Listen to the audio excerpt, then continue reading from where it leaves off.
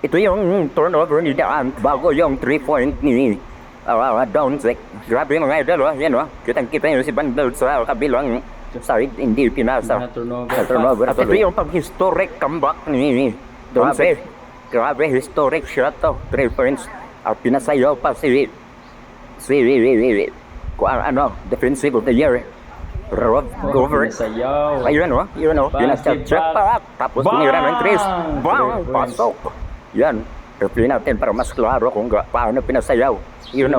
Ganda ng step po. Grabe yung galawan yan, mga idol. Ni Doncic, parang hina-hina gumalaw. Pero sure ball, parang sa kasabihan pa, slowly but surely. Diba? Yun, grabe. Kita nyo. Replay pa, oh. Grabe pag tumira si grabe, dalawang Doncic yung team niya ngayon. Grabe yung mga score niya. Tuwang-tuwa lahat yung yung mga kasama niyo. Yan, grabe. Historic shot kasi.